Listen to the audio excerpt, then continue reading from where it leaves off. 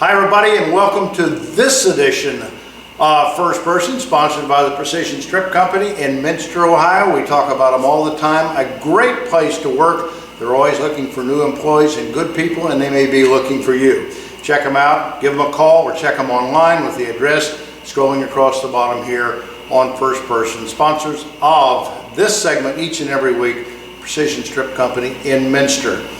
The last time that I talked with Bret Pearce was about 5 or 6 years ago when you stepped away from the head football coaching job here at West Milton. But prior to that, several years when we did the old weekly show on WPTW, I missed those days.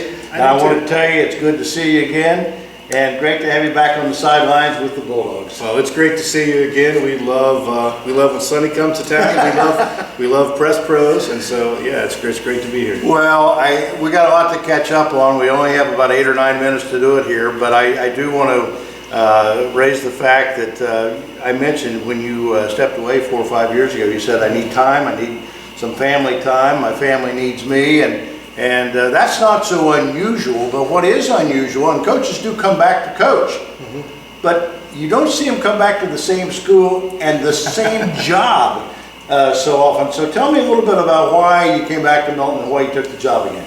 Well, when I left, my wife was driving my kids everywhere, and it really, football wasn't fair to her. She couldn't get all the kids to all the places they needed to be. And then something miraculous happened when they got their driver's license. Oh yeah. They could actually get themselves places. And so, Mark Lane had come in and taken over for me and really needed an offensive coordinator. And I was in a place where I could step in and help him as an assistant. And then when he got promoted to athletic director and did not want to do both jobs anymore, he actually asked me to take it back over. And it took maybe a little bit of thought, but I knew in my heart that I was ready to come back and do it again. How's it feeling? Oh, great. I love being with the kids, and I love watching kids grow and just get better and play football. It's fun. Game's changed a little bit in 5 years, hasn't it? Sure. High school football, that is. Yeah, especially all the the new get the head out of tackling. Tackling is different. All the contact is different. Can't hit in practice, more than 30 minutes a day. There's a lot of safety concerns in the game. And some attitudes. Yes, absolutely. But I think the kids' attitude will reflect what the parents and what the adults do, and so I think we do a good job here in our community getting tough kids. You've got such a great tradition here, and I go all the way back to when I was in high school. Watt Farrar and Steve Magato and some of the great Ed Lindinsky and some of the great guys. Names associated with the Milton Union football. And I know when you left here 5 years ago, you dressed 60, 65 kids. Now you're dressing 45 or so. Tell me a little bit about, I know that has to be a concern for you, because I talk to all the coaches around the area, and they all have varying opinions about why kids are and aren't playing football. Well, I think the kids who know they're going to be on the field are still out there.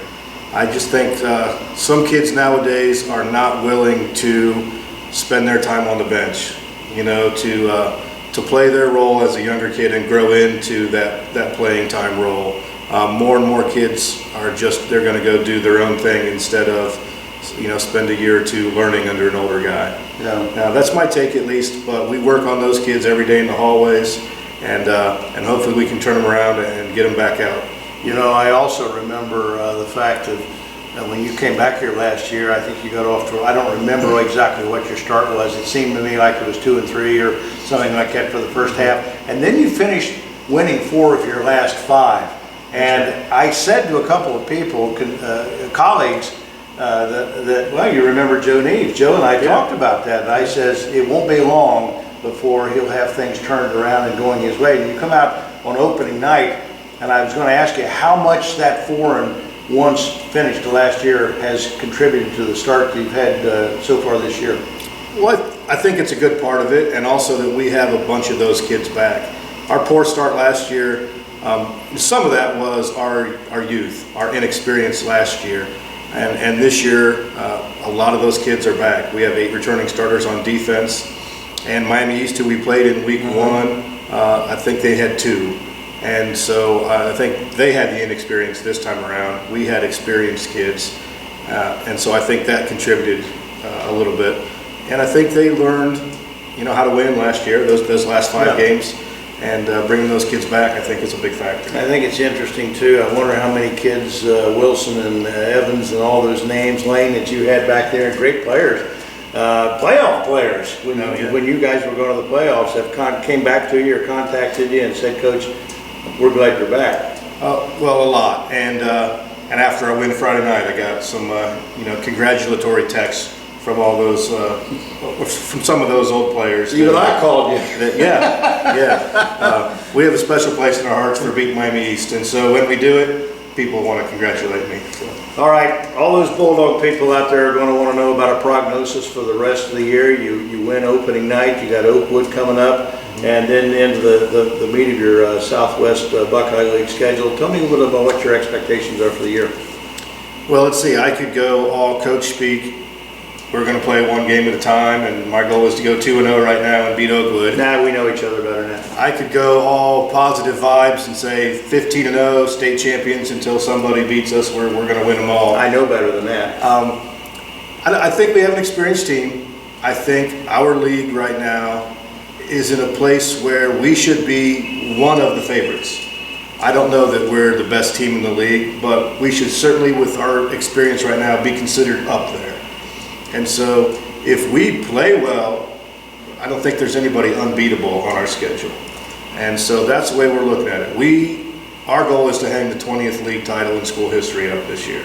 Milton's been stuck on 19 for the last 7 years, and we want to hang number 20 this year. And I think it's a realistic goal. We've got some tough teams to go through to get there, but we think it's a realistic goal. You've been in the Southwest Buckeye League for as long as I remember you, and I've seen some titanic football games here at Memorial Stadium with Bellbrook and Brookville and some people like that. Next year all that changes, or in 2 years all that changes. Right. The new league with Covington and Bethel and Troy Christian. And I would imagine you would be excited about that.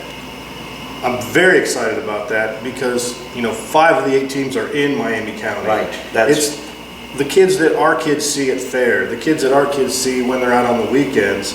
And that's fun about high school football. We'll gladly go down to Waynesville and play a football game, but Milton kids don't know Waynesville kids. You kind of lose a little bit of that. So I'm very excited about that. Now, having said that, I've got a locker room full of juniors and seniors who are never going to play in that league. And so we've got to kind of sit that on the back burner and really focus on the SWBL for the last 2 years, because it'd be unfair to those kids to look ahead too much. Tell me a couple about, you mentioned some of the experience you come back this year. Tell me about a couple of kids that you expect to really have good years for you, your leaders on this football team. Okay, well, Nathan Broombaugh is our quarterback, starts in the defensive backfield also. He started 3 games last year, and really just a super athlete, really football smart kid, gets us in the right place, makes great decisions, and so really excited about him. AJ Lovin is just a really quick, super athlete, great baseball player also. He's the kid who had the great game in the first one. Pretty good opening night. He had a good game. We know we're more than AJ, but I imagine him to get a lot of attention now in the next couple of weeks, and I think some other kids will step up and really take charge then if teams try to focus on him. We have a couple linemen like Billy Grisham, Ethan Tinnerman, Tim Arts that are really doing some nice things for us down in the trenches. I can name all my kids. With 8 guys back on defense, Cage Thwaites and Michael Whitmer at outside linebacker are really tough, and they really, when they play well, the defense plays well. And I hope you got a kid like Mitchell Evans in the 8th grade. Well, that'd be an awful lot of pressure to put on an 8th grade kid. But we have some kids that we're excited for that are young and moving up. And so, maybe one of them will be the next Mitchell Evans. Our guest this week on First Person is Bret Pearce, the second tenure head football coach here at Milton Union High School. And frankly, the only guy that I know that can literally pull a rabbit out of a hat. Tell me how the Magic Act is going. So when it's not football season, I work weekends and summers doing magic. You can hire me for your kid's birthday party or whatever. It's really kind of silly, but it's fun.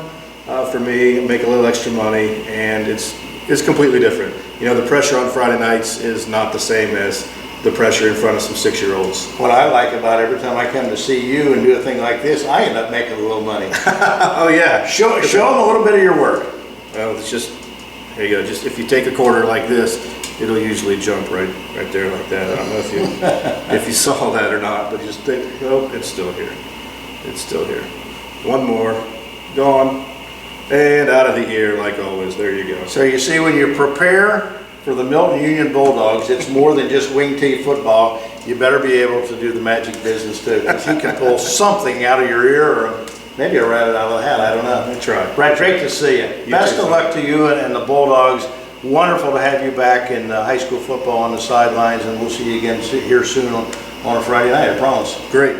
All right, that wraps up this week's edition of First Person with Bret Pearce, sponsored again by the Precision Strip Company in Minster, Ohio, a great place to work. They're always looking for good people. They may be looking for you. For Coach Pearce and Precision Strip, again, we thank you for your support of what we do each and every week on First Person, and we'll see you again next time with another edition of First Person on Press Pros Magazine.